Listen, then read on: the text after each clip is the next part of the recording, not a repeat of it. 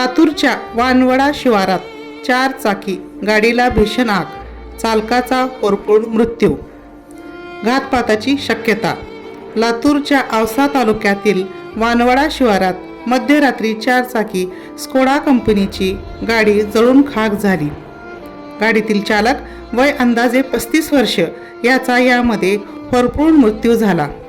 दरम्यान गाडीतील चालक संपूर्ण जळाल्याने पोलिसांकडून ओळख पटवण्याचे काम सुरू आहे.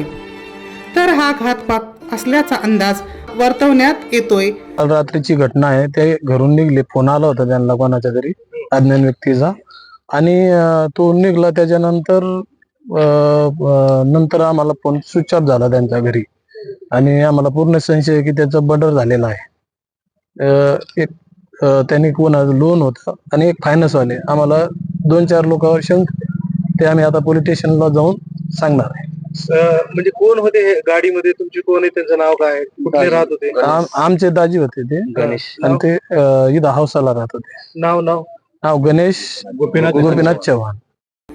घटनास्थळाचा पंचनामा करत औसा पोलिसांनी तपासाचे सूत्र फिरवली आहेत. रात्री 112ला एक कॉल आला होता 12:30 सुमारास की एक गाडी वानवडा रोडला एका गाडीला आग लागलेली आहे. त्याहून आपला स्टाफ आणि अधिकारी या ठिकाणी आले होते.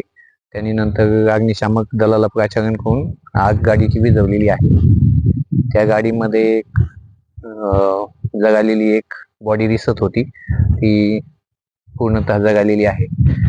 पण वैद्यकीय अधिकाऱ्यांना जागेवर बोलवलेलं आहे, पोस्टमॉर्टम केलेलं आहे आणि पुढील तपास चालू आहे.